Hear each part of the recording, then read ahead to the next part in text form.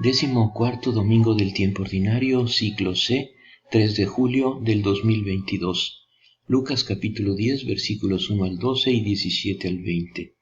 En el primer punto meditamos: el Señor designó a otros 72 y los envió de dos en dos para que lo precedieran en todas las ciudades y sitios a donde debía ir. Y les dijo: la cosecha es abundante, pero los trabajadores son pocos. Rueguen al dueño de los sembrados que envíe trabajadores para la cosecha. Los evangelios de estos 3 últimos domingos constituyen una especie de trilogía, es decir, se vinculan entre sí y realizan un pensamiento unitario. Primero se nos presentó la persona de Jesús, es decir, aquel de quien parte la llamada. Luego la llamada misma de Jesús, su sígueme, que nos enseñó a ver la vida cristiana como vocación. Hoy por fin se nos revela el culmen y el fin de la vocación, que es la misión. Jesús llama a enviar, es decir,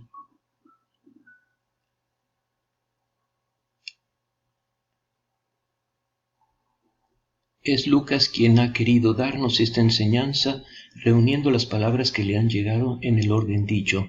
El pasaje de hoy contiene aclaraciones importantes sobre la misión.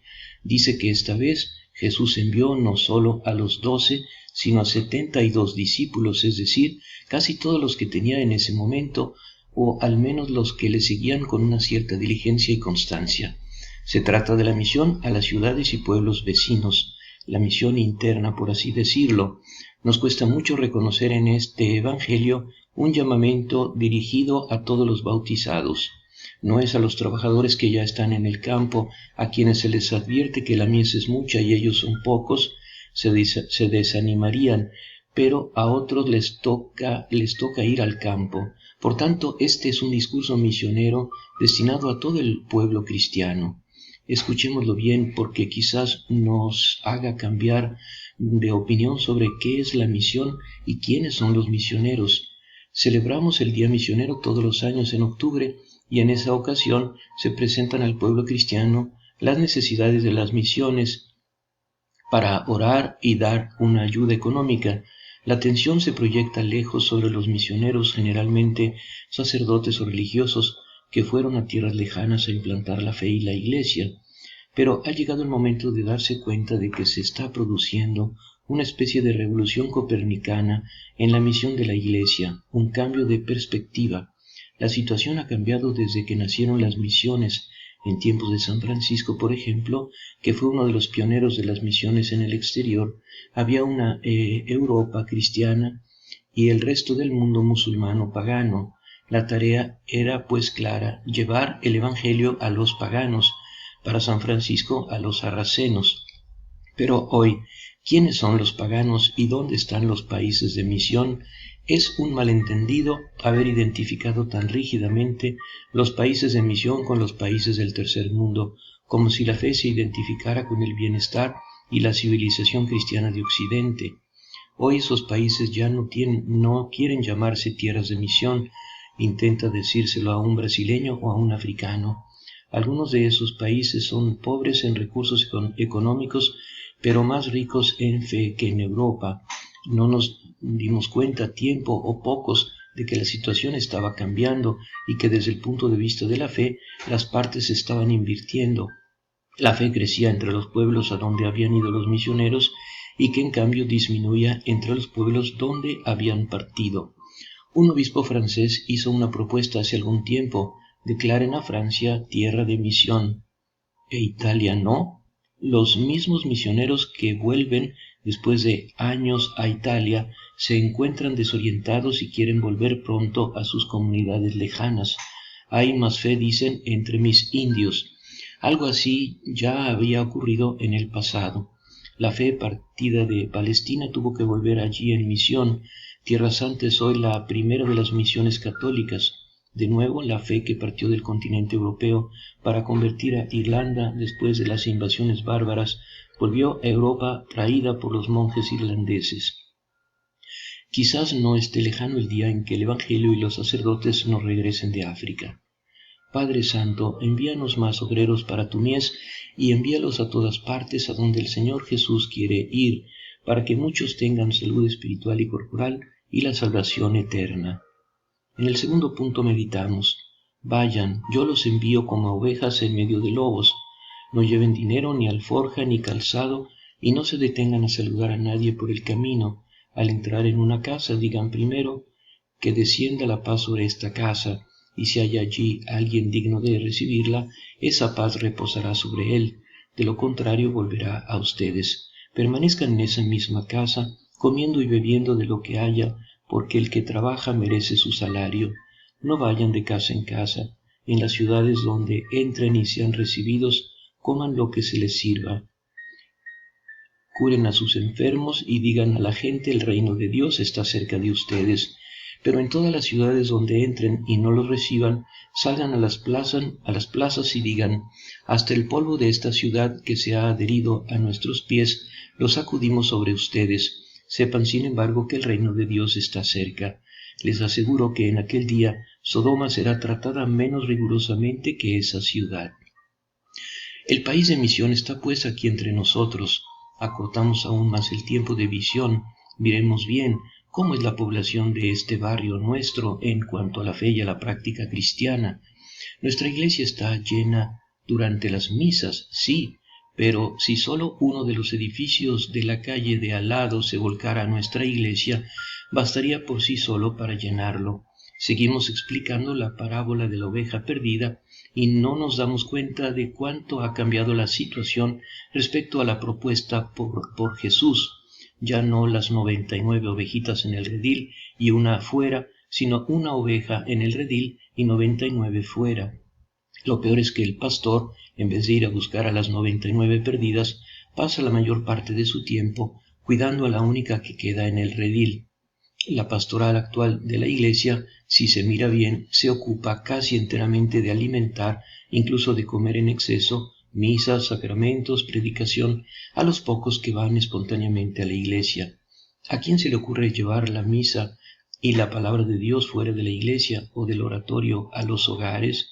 Por supuesto, estos 99 no son paganos, en general son bautizados, pero se puede bautizar sin ser cristiano. De hecho, uno puede estar registrado en algún libro bautismal, pero si no se hace nada, ¿qué diferencia hay? Efectivamente, la diferencia está allí, pero es contra los que son bautizados. El peligro que corre es mayor que el de un pagano que nunca ha oído hablar del Evangelio. Si al principio de las misiones se trataba de implantar comunidades cristianas en un mundo de paganos, ahora se trata de crear comunidades de cristianos en medio de un mundo de bautizados. Se trata de resucitar la fe y de revivir bautismos olvidados. Y ahora preguntémonos, si el país de misión está aquí entre nosotros, ¿quiénes son entonces o quiénes deben ser los misioneros? ¿Solo los que de vez en cuando en esta iglesia toman el crucifijo para ir a países lejanos? Olvídalo. Estos disminuirán cada vez más. Los países del tercer mundo se están dando su propio clero. Los gobiernos rechazan cada vez más las visas de entrada. Cada iglesia local debe ser responsable de su propia fe. Con el fin de la colonización también terminó cierto tipo de misión. ¿Quiénes son los misioneros entonces? Todos los que estamos aquí, toda la comunidad cristiana, entendiendo por comunidad cristiana el conjunto de los bautizados que por don inexplicable de Dios han vencido al mundo y están aquí para escuchar la palabra de Dios y alimentarse del cuerpo de Cristo. Pero no es consecuencia de la simple situación de emergencia que atravesamos hoy, es por naturaleza intrínseca. Así lo quiso nuestro Maestro, que cualquiera que haya experimentado su salvación vaya y lo proclame a los demás, comenzando por los de su casa.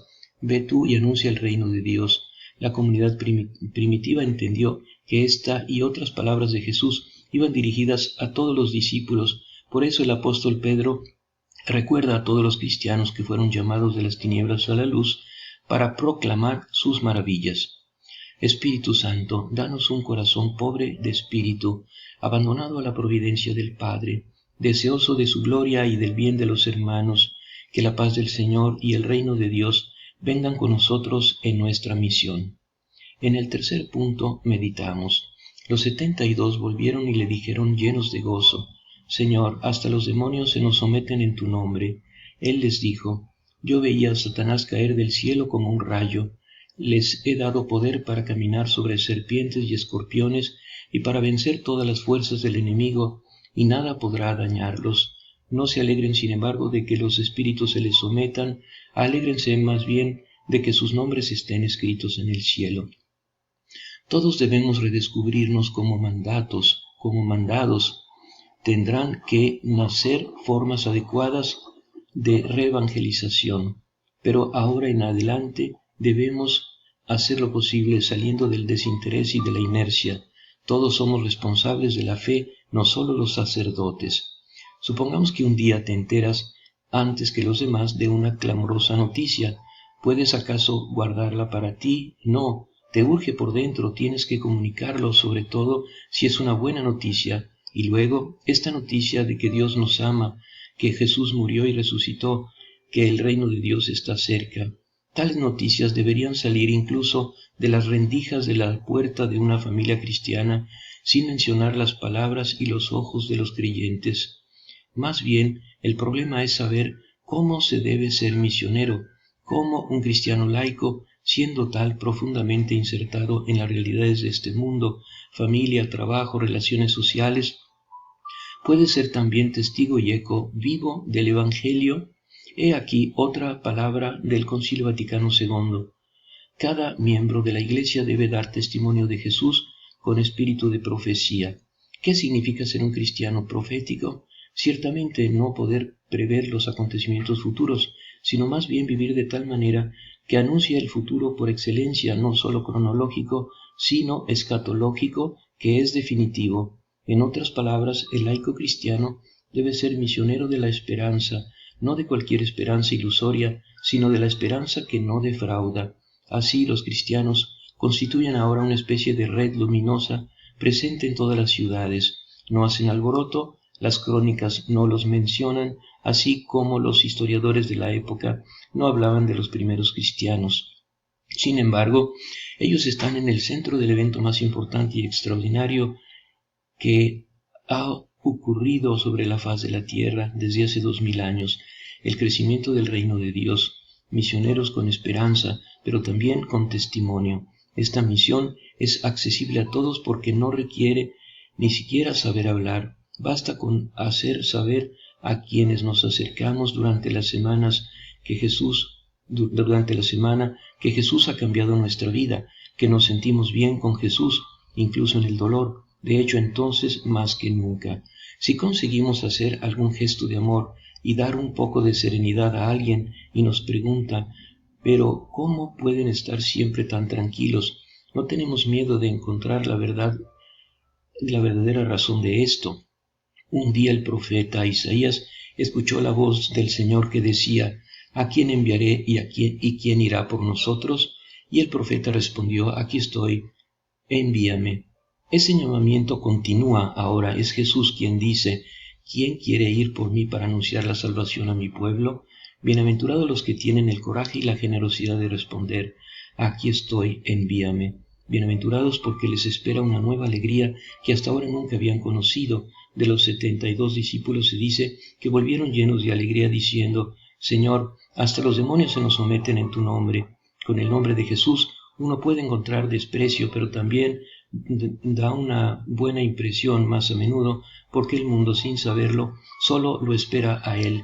Y luego Jesús tranquiliza a sus discípulos cuando regresan de la misión, los lleva consigo, como lo hace en ese momento con nosotros, les perdona los errores y los momentos de miedo, y para animarlos se da a ellos mismos. Ahora en la Eucaristía, Jesús es el gran misionero que viene a nosotros para evangelizarnos.